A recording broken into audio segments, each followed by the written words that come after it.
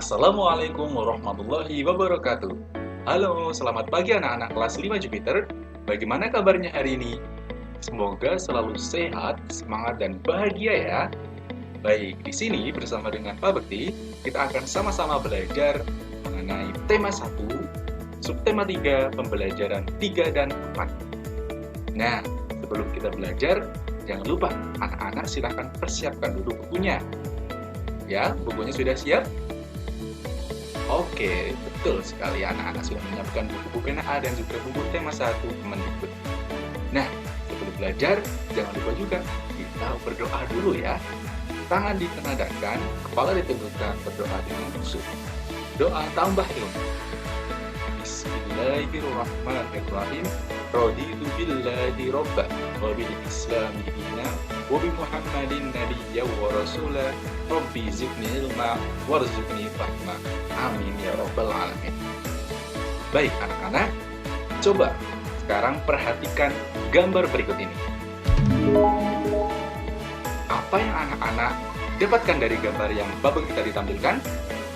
Apa yang anak-anak lihat dari gambar yang Bapak tampilkan tadi?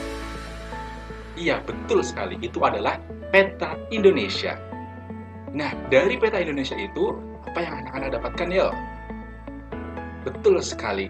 Indonesia merupakan negara yang memiliki banyak sekali pulau. Kemudian juga Indonesia memiliki 2/3-nya adalah perairan.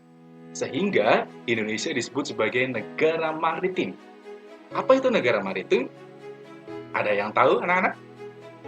Negara maritim adalah negara yang memiliki perairan yang luas.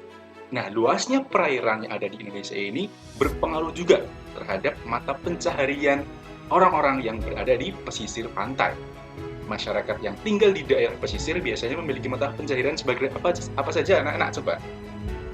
Orang-orang yang berada di pesisir pantai biasanya bermata pencaharian sebagai nelayan, kemudian ada petani garam, ada petani kelapa, ada pembudidaya mutiara, ada pedagang, dan juga ada pemandu wisata. Ya anak-anak, pasti ketika ke pantai ada tuh ya, ada pemandu wisata yang menjelaskan mengenai sejarah terciptanya pantai ini ya, sejarah dahulunya bagaimana di tempat tersebut. Nah, pemilihan jenis pekerjaan yang di daerah pesisir ini juga dipengaruhi oleh potensi alamnya. Tidak hanya mempengaruhi kondisi ekonomi berarti tadi ya, bagaimana mata pencaharian orang-orang yang berada di pesisir pantai, ternyata pengaruh geografis Indonesia ini juga mempengaruhi sosial budaya yang ada di Indonesia. Misalnya saja nih, pertukaran budaya yang terjadi saat melakukan transaksi jual beli. Misalnya ada pedagang dari luar daerah, kemudian masuk ke daerah yang berada di pesisir pantai tersebut, mereka itu menetap ataupun hanya bersinggah dan berdagang, tapi ternyata pedagang yang menetap akan membawa adat istiadat atau budaya asli dari daerah asalnya, atau yang disebut dengan pertukaran budaya, atau disebut juga dengan akulturasi budaya. Nah, akulturasi budaya ini juga memiliki dampak positif dan dampak negatifnya. Apa saja dampak positif dan dampak negatifnya? Dampak positifnya tentunya yang pertama, memudahkan komunikasi dan interaksi antar masyarakat. Kemudian ada lagi pengaruh budayanya yang baik dari dalam atau luar daerah sehingga memperkaya keragaman budaya yang ada di daerah tersebut. Tapi juga ada dampak negatifnya nih. Apa saja dampak negatifnya? Dampak negatifnya yang pertama adalah hilangnya budaya asli karena tergerus oleh budaya luar. Yang kedua adalah munculnya budaya-budaya baru yang belum tentu sesuai dengan budaya asli Indonesia. Nah, ternyata negara maritim Indonesia ini kita juga patut bersyukur ya, karena kita dianugerahi oleh Tuhan, oleh Allah SWT, perairan yang sangat luas sehingga masyarakat Indonesia memiliki mata pencaharian yang sudah Bapak disebutkan tadi. Dan alhamdulillah juga kita berada di Kota Semarang yang memiliki pelabuhan. Apa nama pelabuhan yang ada di Kota Semarang? Iya, betul sekali anak-anak. pelabuhannya dari Kota Semarang adalah Pelabuhan Tanjung Mas. Nah, di situ banyak sekali pertukaran para pedagang yang berjual beli, kemudian ada turis-turis asing yang masuk melalui pelabuhan tersebut, sehingga terjadi beberapa pertukaran budaya yang tadi berpengaruh terhadap kondisi ekonomi, kemudian berpengaruh terhadap sosial budaya, dan juga berpengaruh juga nih terhadap transportasi yang ada di Indonesia. Nah, di situ dijelaskan juga bahwa transportasi yang ada di Indonesia dipengaruhi juga oleh budaya asing. Ya, budaya-budaya asing membawa teknologi-teknologi yang dibawa oleh kapal-kapal pesiar yang ada di berbagai daerah masuk ke Semarang, membawa teknologi-teknologi transportasi yang tentunya bisa dimanfaatkan oleh Indonesia untuk memperbarui transportasi yang ada di Indonesia, sehingga banyak pengaruh positif dan juga ada beberapa pengaruh negatifnya. Kita harus selektif ya anak-anak, kita harus memilah dan memilih mana sih pengaruh-pengaruh yang bisa berdampak negatif. Kita harus bisa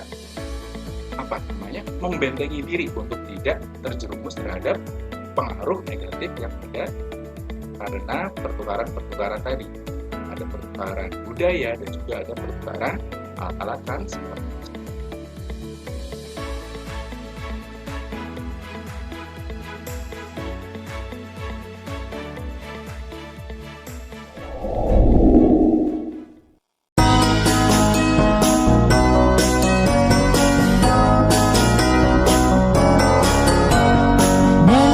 Moyangku seorang pelaut, gemar mengarung luas samudra, menerjang ombak, tiada takut, menempuh badai, sudah biasa.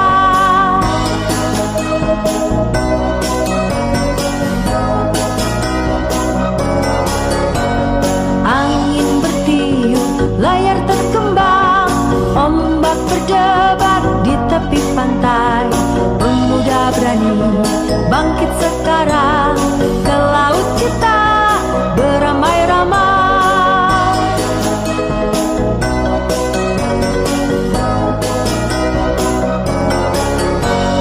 Nenek moyangku seorang pelaut, gemar mengarung luas samudra, menerjang ombak, tiada takut, menempuh badai, sudah biasa.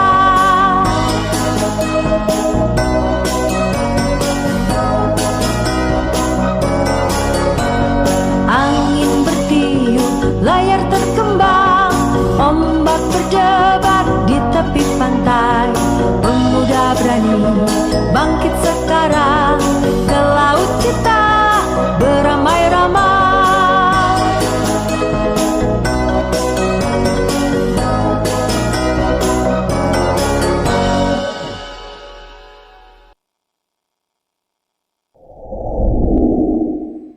Nah, dari beragamnya mata pencaharian orang-orang yang ada di Indonesia, masyarakat Indonesia, kemudian juga dari sosial budaya yang ada di Indonesia, beragam sosial budaya yang ada di Indonesia ternyata tidak mempengaruhi terpecah belahnya masyarakat Indonesia. Karena masyarakat Indonesia sudah memiliki dasar negara. Apa dasar negara kita? Iya, betul sekali. Dasar negara kita adalah Pancasila. Masih ingatkah anak-anak? Pancasila, sila ke-1 sampai sila ke-5. Dan apa saja contoh-contoh penerapan sila ke-1 sampai sila ke-5? Tentunya masih ingat ya. Coba ditebak ini ya. Pak Bekti akan menyebutkan sebuah contoh penerapan sila Pancasila. Nanti anak-anak coba tebak. Itu adalah penerapan sila keberapa? Kita mulai ya. 1, 2, 3. Nah, misalnya seperti ini. Sony dan Siti, mereka berteman dan akrab tanpa membeda-bedakan latar belakang suku budayanya. Sila keberapakah contoh dari yang Pak Bekti sampaikan tadi? Iya, betul sekali.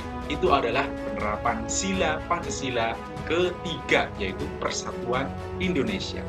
Karena tadi yang dicontohkan tadi, dia tidak membeda-bedakan sukunya sehingga tetap bersatu, dia berteman dekat, seperti itu ya.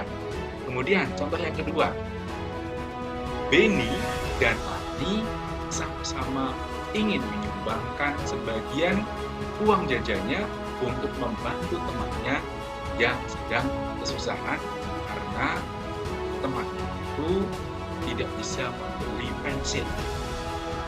Ini adalah contoh penerapan sila keberapa?